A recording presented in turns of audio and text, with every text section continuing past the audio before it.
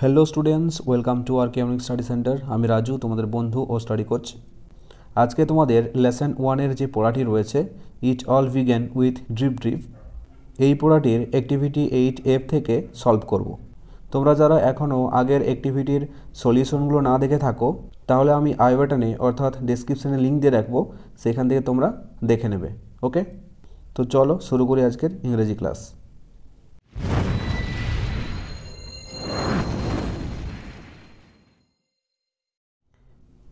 এটা তোমাদের লেসন 1-এর অ্যাক্টিভিটিগুলোর একদম লাস্ট পার্ট, ঠিক আছে? তাহলে দেখো অ্যাক্টিভিটি 8F, অ্যাক্টিভিটি 8F-এ কী বলেছে?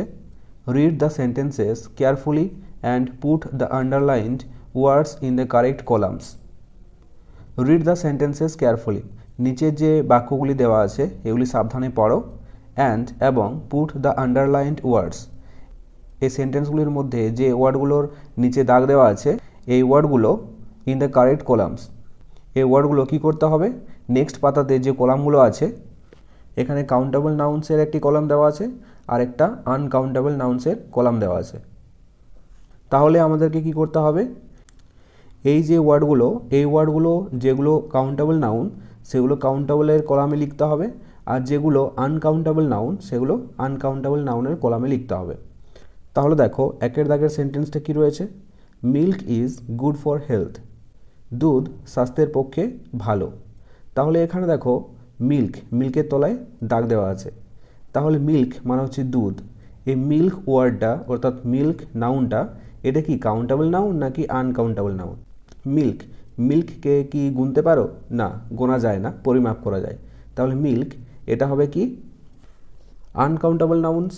তাহলে এখানে লেখো মিল্ক, MILK। ওকে, এরপরের সেন্টেন্সটা দেখো, দ্য ডোর ইজ ক্লোজড, দরজাটি বন্ধ আছে। এখানে দেখো ডোর মানে হচ্ছে দরজা। দরজা কি গোনা যায়? হ্যাঁ, গোনা যায়। তাহলে ডোর এই ওয়ার্ডটা হবে অর্থাৎ এই নাউনটা হবে কাউন্টেবল নাউন্সের কলামে। তাহলে এখানে লেখো ডোর, DOOR, ডোর। ওকে, এরপর দেখো 3 নম্বর সেন্টেন্সটা, I bought A kilo of sugar from the market, আমি 1 কেজি চিনি কিনেছিলাম বাজার থেকে। তাহলে এখানে দেখো সুগার আর মার্কেট এই দুটো নাউন্সের নিচে দাগ দেওয়া আছে। তাহলে দেখো সুগার মানে হচ্ছে চিনি কি গোনা যায়? না, গোনা যায় না। তাহলে এই সুগার এই নাউনটা হবে আনকাউন্টেবল নাউন্সের কলামে।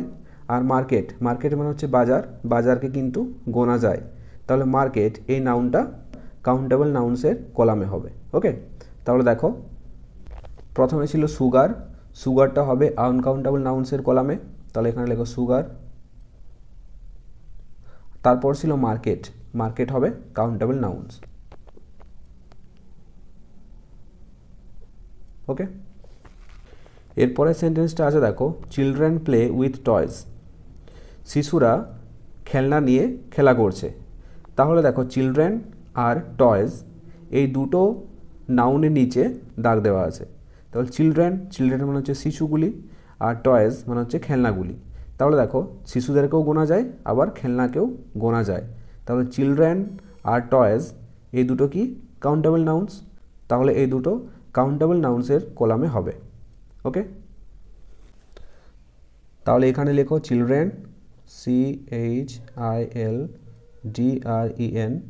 চিলড্রেন, আর টয়েস, TOYS, টয়েস। বোঝা গেল? এরপর দেখো অ্যাক্টিভিটি 9-এ কী বলেছে?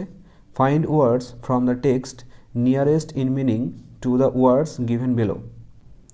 এই নিচের যে ওয়ার্ডগুলি বা শব্দগুলি আছে এই শব্দগুলির নিয়ারেস্ট মিনিংগুলি টেক্সট থেকে খুঁজে নিয়ে লিখতে হবে।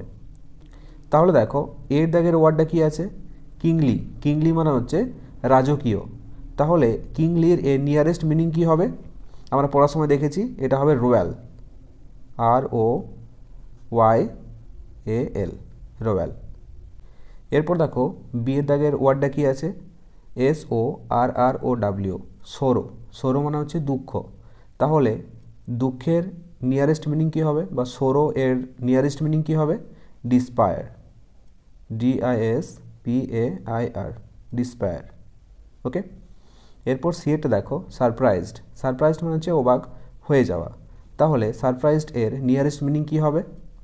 দেখো এখানে তোমরা দুটো মিনিং লিখতে পারো, একটা হচ্ছে মার্ভেলড আর একটা হলো ইমেজড। তাহলে লেখো মার্ভেলড, MARVELLED, মার্ভেলড। আর একটা লিখতে পারো তোমরা এমেজড, AMAZED, এমেজড। সারপ্রাইজড এর নিয়ারেস্ট মিনিং মার্ভেলডও হবে আর এমেজডও হবে, তোমরা যে কোনো একটা লিখতে পারো। ওকে, এরপর ডি এর দাগের ওয়ার্ডটা দেখো অ্যাফ্রেড। অ্যাফ্রেড মানে হচ্ছে ভয় পেয়ে যাওয়া। এই অ্যাফ্রেড এর নিয়ারেস্ট মিনিং কী হবে? একটা হবে স্ক্যার্ড আর একটা হবে ফ্রাইটেন্ড। তাহলে প্রথমে লেখো স্ক্যার্ড, SCARED, স্ক্যার্ড। আর একটা হবে ফ্রাইটেন্ড, FRIGHTENED, ফ্রাইটেন্ড। অ্যাফ্রেড এর নিয়ারেস্ট মিনিং স্ক্যার্ডও লিখতে পারো আবার ফ্রাইটেন্ডও লিখতে পারো। ওকে, এরপর দেখো অ্যাক্টিভিটি 10A। অ্যাক্টিভিটি 10A তে কী করতে বলেছে?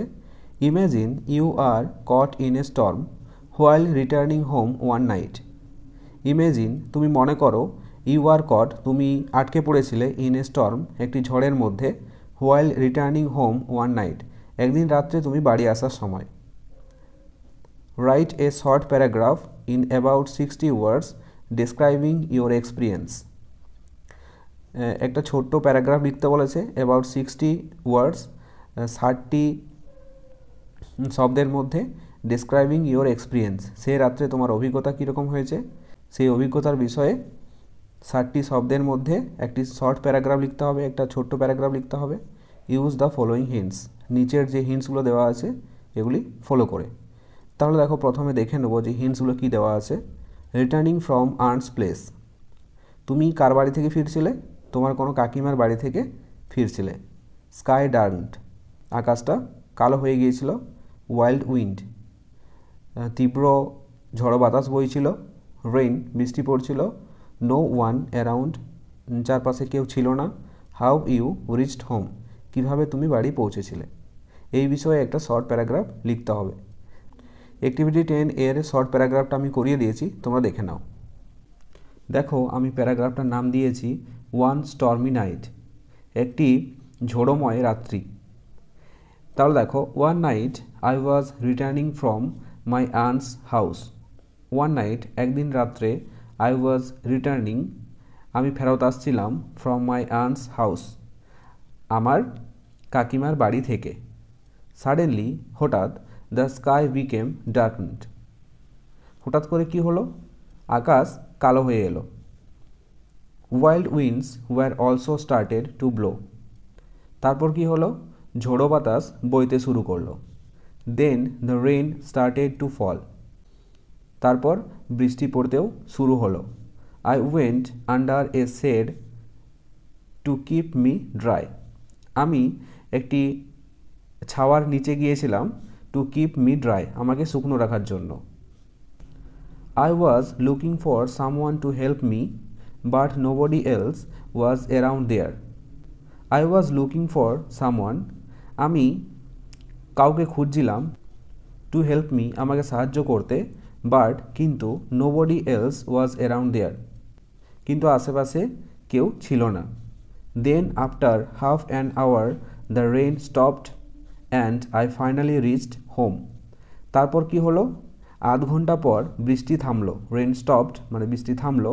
অ্যান্ড এবং আই ফাইনালি, আমি অবশেষে রিচড হোম, বাড়িতে পৌঁছে গেলাম। দেখো আমি যতটা পেরেছি এখানে অনেক সাধারণ সেন্টেন্সগুলো দেওয়ার চেষ্টা করেছি যাতে তোমাদের বুঝতে এবং পড়ে লিখতে সুবিধা হয়। ওকে, তোমরা চাইলে এই শর্ট প্যারাগ্রাফটার অন্য নামেও দিতে পারো, আবার অন্যভাবেও লিখতে পারো, তোমাদের যেটা সুবিধা। ওকে, এরপর দেখো অ্যাক্টিভিটি 10B। অ্যাক্টিভিটি 10Bতে কি বলেছে? Study the family chart given below, নিচে দেওয়া ফ্যামিলি চার্টটা ভালো করে পড়ো। প্রথমে রয়েছে রঘুনাথ ঝা, বাণীদেবী ঝা।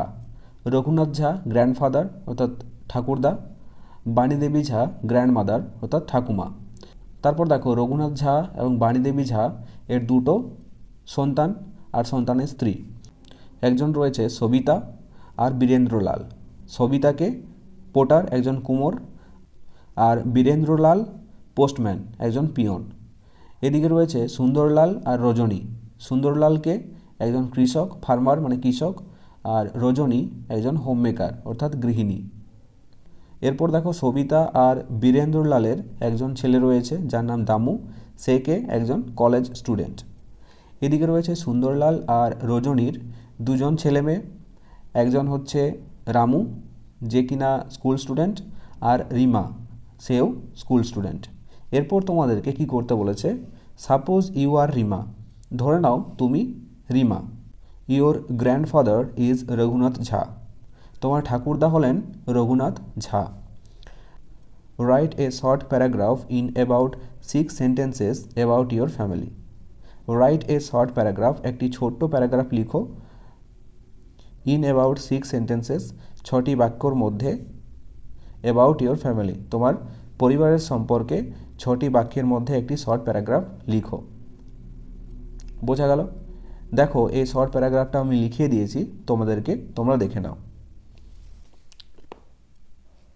আই অ্যাম রিমা, আমি রিমা, এ স্কুল স্টুডেন্ট, একজন স্কুলের ছাত্রী। আই হ্যাভ এ ব্রাদার, আমার একজন ভাই রয়েছে Ramu, who is also a school student, সেও একজন স্কুলের ছাত্র। Our parents are Sundarlal Jha, who is a farmer, and Rajani Jha, who is a homemaker. আমাদের পিতামাতা আর Sundarlal Jha who is a farmer, যে কিনা একজন কৃষক, এবং Rajani Jha who is a homemaker, যে কিনা একজন গৃহিণী।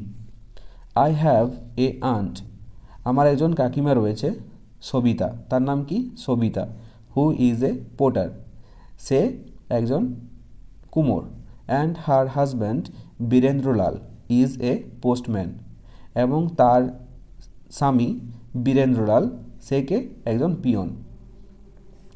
দে হ্যাভ এ সন, তাদের একটি পুত্র রয়েছে দামু, তার নাম কি Damu, who is a college student, যে কিনা একজন কলেজের ছাত্র। Raghunath Jha and Banidevi Jha are my grandfather and grandmother.